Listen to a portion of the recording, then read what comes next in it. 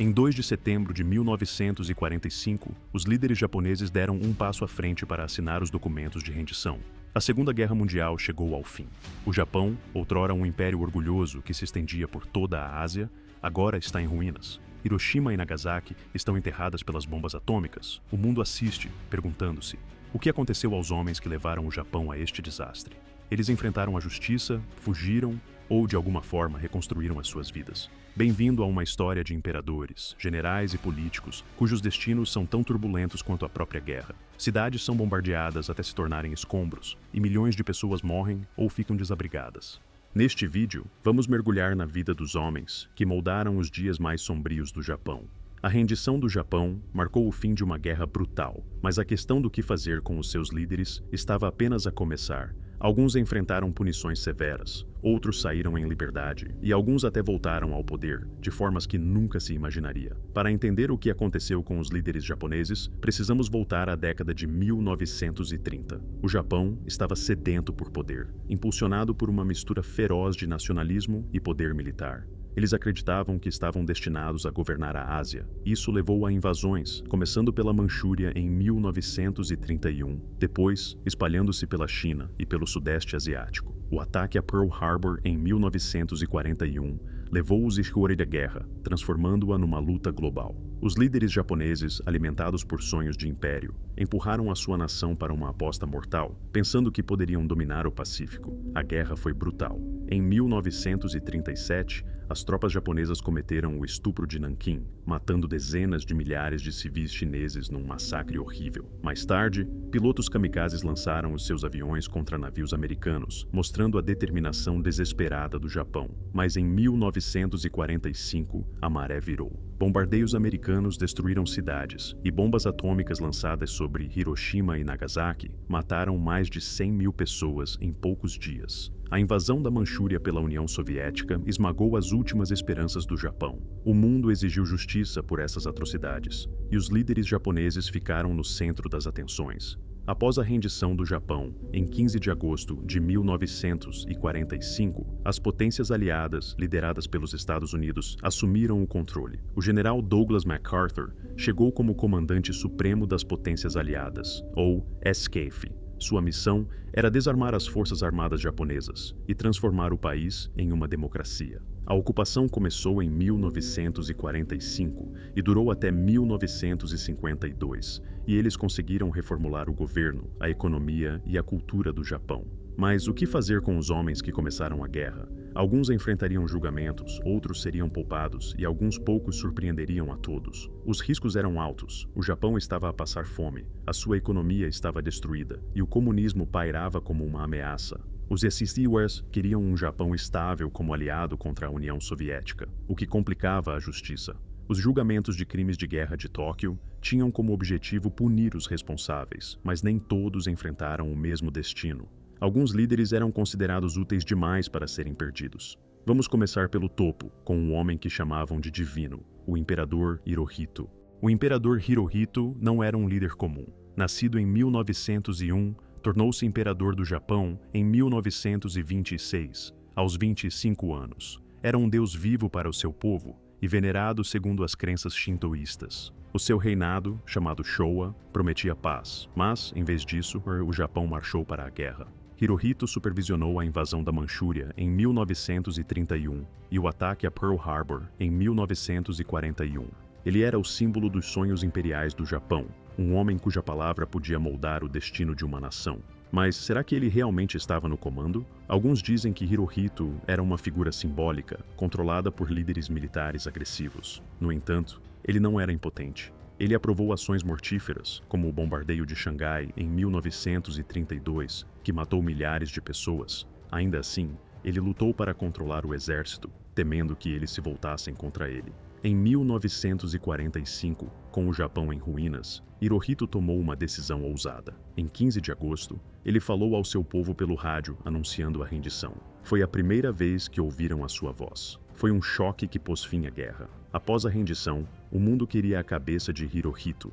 O estupro de Nanquim e outras atrocidades apontaram o dedo para ele.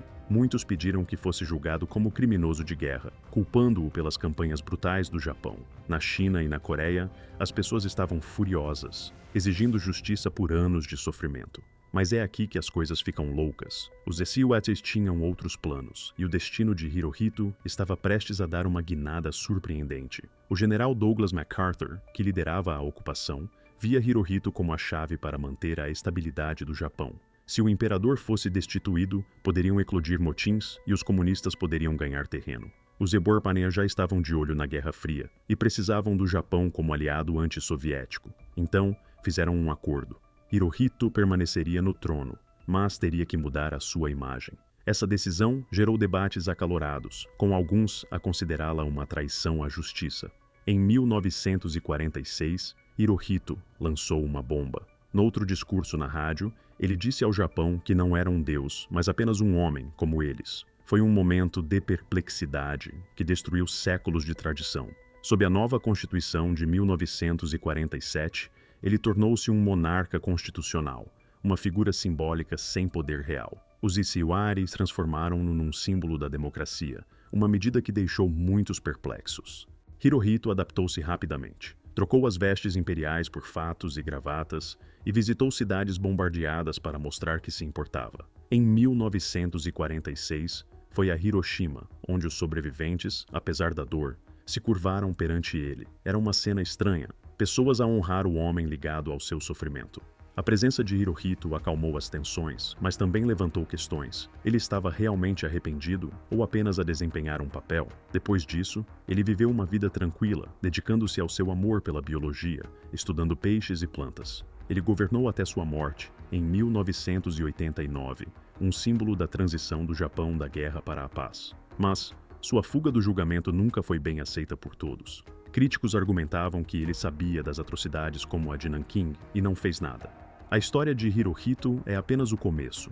Ele saiu em liberdade, mas outros não tiveram a mesma sorte. Alguns enfrentaram a forca, outros uma segunda chance. Vamos conhecer o homem que conduziu a máquina de guerra do Japão, o general cujo nome se tornou infame, Hideki Tojo. Hideki Tojo foi o rosto da agressão japonesa durante a guerra. Era um general duro e pragmático, que se tornou primeiro-ministro em 1941.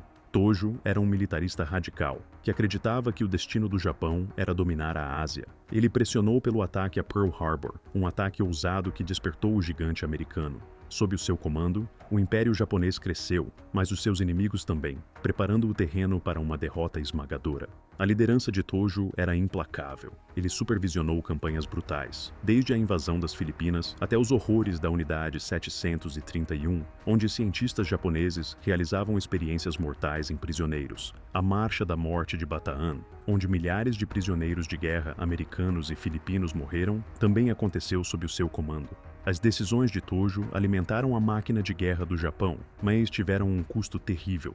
Quando o Japão se rendeu em agosto de 1945, Tojo sabia que o seu tempo tinha chegado. À medida que as tropas americanas se aproximavam da sua casa em Tóquio, ele fez uma jogada desesperada. Ele sacou uma pistola e atirou no peito, na esperança de morrer nos seus próprios termos. Mas o destino tinha outros planos. Médicos americanos correram para socorrê-lo, salvaram a sua vida e trataram dos seus ferimentos. Foi uma ironia amarga. Tojo queria a morte, mas agora teria de enfrentar a justiça. Os Irawaspurmer levaram Tojo para a prisão de Sugamo, onde ele aguardou julgamento. Os julgamentos de crimes de guerra de Tóquio, que começaram em 1946, foram a resposta dos aliados às atrocidades cometidas pelo Japão. Tojo foi rotulado como criminoso de guerra de classe A, acusado de travar uma guerra agressiva e crimes contra a humanidade.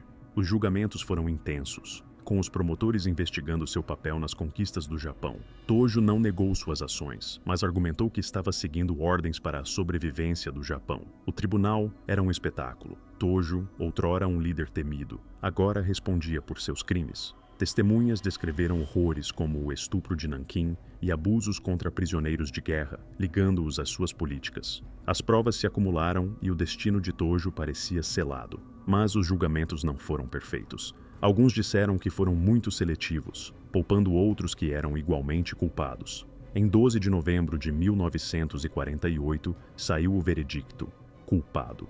Tojo e 6 outros líderes foram condenados à morte. Em 23 de dezembro de 1948, ele enfrentou a forca. Relatos dizem que ele estava calmo, aceitando seu fim com a determinação de um soldado. Ele foi enforcado ao lado de seus corréus, um fim sombrio para um homem que outrora teve o futuro do Japão em suas mãos. A execução de Tojo enviou uma mensagem: a justiça seria feita. Mas nem todos os líderes tiveram o mesmo destino.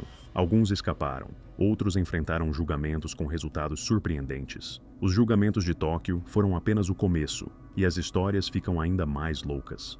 Vamos conhecer o general Tomoyuki Yamashita. O general Tomoyuki Yamashita era uma lenda no exército japonês. Apelidado de Tigre da Malásia, ele surpreendeu o mundo ao conquistar Singapura, um reduto britânico, em apenas algumas semanas, em 1942. As suas estratégias eram brilhantes, o que lhe rendeu o respeito até mesmo dos inimigos. Mas a genialidade não o salvou do fim brutal da guerra. Em 1945, Yamashita comandava tropas nas Filipinas, travando uma batalha perdida contra as forças americanas. O seu nome estava prestes a ficar ligado a uma tragédia que selaria o seu destino. Nas Filipinas, soldados japoneses cometeram atos horríveis, incluindo massacres de civis em Manila. Milhares morreram no que ficou conhecido como o Massacre de Manila. Yamashita estava no comando. Mas será que ele ordenou esses crimes? Alguns dizem que ele estava ocupado demais lutando para controlar as suas tropas, que agiram por conta própria. Outros argumentam que ele deveria saber. A verdade não é clara, mas os aliados não se importavam com detalhes. Eles queriam alguém para responder pelo derramamento de sangue, e Yamashita era o seu alvo. Quando o Japão se rendeu em agosto de 1945, Yamashita não fugiu. Ele se rendeu às forças americanas nas Filipinas, esperando receber tratamento de soldado. Em vez disso, foi preso e enviado a Manila para julgamento. A acusação? Responsabilidade de comando. Uma nova ideia que responsabilizava os líderes pelas ações das suas tropas, mesmo que não as tivessem ordenado diretamente. Foi uma medida ousada dos aliados, mas colocou Yamashita numa situação difícil. O julgamento estava prestes a tornar-se uma controvérsia global. O julgamento de Manila começou em outubro de 1945 e foi rápido. Rápido demais, segundo alguns. Os promotores apontaram para o massacre de Manila, alegando que Yamashita não conseguiu impedir os seus homens. A defesa argumentou que ele estava isolado das comunicações e não tinha conhecimento do caos. As provas eram escassas e as testemunhas eram poucas. No entanto, o tribunal agiu rapidamente, movido pela raiva pelas atrocidades cometidas pelo Japão. Yamashita manteve a calma, enfrentando os juízes com orgulho de soldado. Mas as probabilidades estavam contra ele. Em 7 de dezembro de 1945, o veredicto foi proferido e ele foi considerado culpado. Yamashita foi condenado à morte. No final do julgamento, ele falou suavemente, dizendo: "Fiz o meu melhor pelo Japão." As suas palavras demonstraram lealdade, mesmo diante da forca. Em 23 de fevereiro de 1946, ele foi executado por enforcamento num pátio tranquilo da prisão. A sua morte chocou muitos, que sentiram que o julgamento foi apressado para enviar uma mensagem. O destino de Yamashita foi um aviso aos líderes japoneses. Os aliados estavam falando sério, mas nem todos enfrentaram a mesma punição. Alguns escaparam, subindo ao poder de maneiras que você nunca imaginaria. Vamos falar sobre Nobusuke Kishi. Nobusuke Kishi não era general, mas era uma figura importante na máquina de guerra japonesa. Como alto funcionário da economia, ajudou a administrar territórios ocupados como a Manchúria na década de 1930. O seu trabalho era garantir que o Império Japonês tivesse recursos para continuar a lutar. Ele aprovou políticas que utilizavam trabalho forçado, enviando milhares de trabalhadores chineses e coreanos para condições brutais. O trabalho de Kishi manteve a guerra do Japão, mas também o tornou um alvo quando a guerra terminou. Quando o Japão se rendeu em 1945, o passado de Kishi o alcançou. Os aliados prenderam-no como suspeito de crime de guerra de classe A, o pior tipo, acusado de ajudar a planear as guerras agressivas do Japão.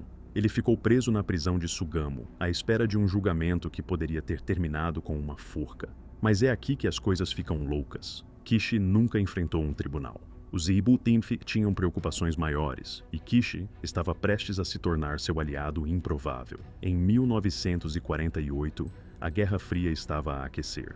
Os Igmipins temiam a propagação do comunismo na Ásia, especialmente com a China a tornar-se comunista. Kishi, um feroz anticomunista, de repente parecia útil. Os aliados libertaram-no da prisão, sem acusações, porque os agentes do Zewai viam nele a chave para manter o Japão do seu lado. Foi um momento de tirar o fôlego que mudou o futuro do Japão. Kishi não desapareceu simplesmente. Ele mirou alto.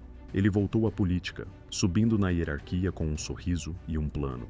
Em 1957, tornou-se primeiro-ministro do Japão, um retorno impressionante para um homem que já fora rotulado de criminoso de guerra. Como primeiro-ministro, impulsionou a economia japonesa, construindo fábricas e fortalecendo os laços com os Steampower. A sua liderança ajudou o Japão a renascer das cinzas, mas deixou muitos a questionar-se. Como é que ele conseguiu? Na China e na Coreia, as pessoas viram a ascensão de Kishi como um tapa na cara. Ele tinha feito parte da brutal ocupação japonesa e agora estava a apertar a mão de líderes mundiais. Kishi ignorou o ódio e concentrou-se no crescimento do Japão.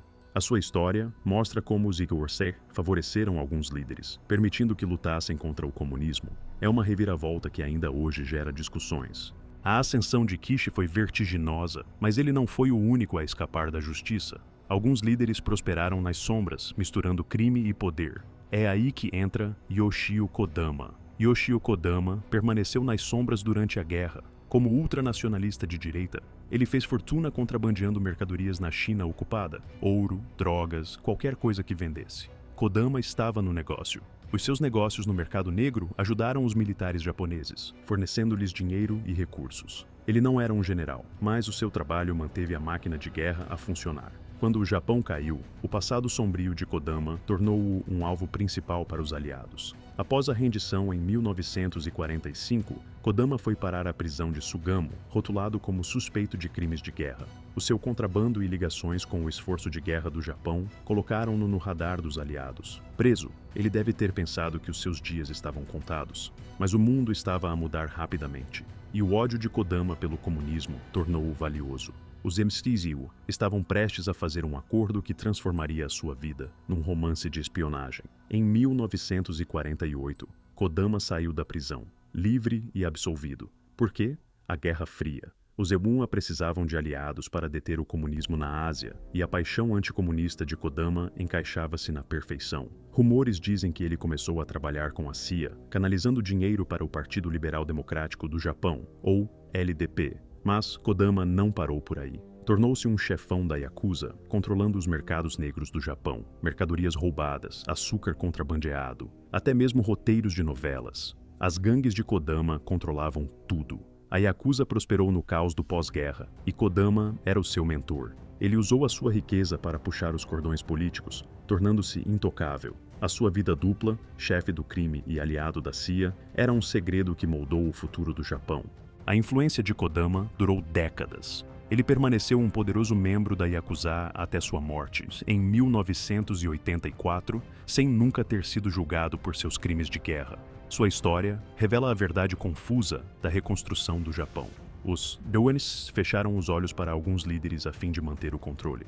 É uma história que nos faz questionar quem realmente venceu a guerra. A sombra de Kodama se estendeu por muito tempo, mas nem todos os líderes tiveram vida fácil. Alguns enfrentaram julgamentos que quebraram o seu ânimo, e o general Masaharu Homa foi traído pelos seus próprios. O general Masaharu Homa era um soldado exemplar, respeitado pela sua habilidade e honra. Em 1941, ele liderou a invasão japonesa das Filipinas, capturando Manila com rapidez relâmpago. A sua vitória sobre as forças americanas e filipinas foi um ponto alto para o sucesso inicial do Japão na guerra. Mas a campanha teve um lado sombrio que assombraria Roma. A Marcha da Morte de Bataan, onde milhares de prisioneiros morreram em condições brutais, aconteceu sob o seu comando. Roma jurou que não sabia, mas os aliados não acreditaram. Quando o Japão se rendeu em 1945, Roma enfrentou as consequências. Ele foi preso e enviado a Manila para ser julgado, acusado de crimes de guerra relacionados a Bataan. Roma argumentou que tentou proteger os prisioneiros, emitindo ordens para que fossem tratados humanamente. Mas as provas eram escassas e alguns dos seus próprios oficiais voltaram-se contra ele. Rumores dizem que rivais japoneses fizeram de Roma um bode expiatório para se salvarem, sacrificando-o para evitar a sua própria culpa. foi uma traição amarga para um general leal. O julgamento em 1946 foi rápido e implacável. Os promotores pintaram Roma como responsável pelas ações de suas tropas, sem desculpas. As histórias dos sobreviventes de Bataan, fome, espancamentos, execuções, influenciaram o tribunal. Roma manteve a dignidade, mas o veredicto foi severo. Culpado. Ele foi condenado à morte.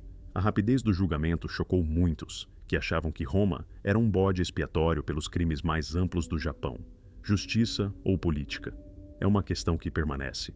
Antes da execução, Roma escreveu uma última carta à sua esposa. Nela, expressava tristeza pela derrota do Japão, mas orgulho pelo seu dever como soldado. Foi uma despedida comovente que mostrava um homem dividido entre a lealdade e o arrependimento. Em 3 de abril de 1946, Roma enfrentou um pelotão de fuzilamento e a sua vida terminou num campo tranquilo das Filipinas.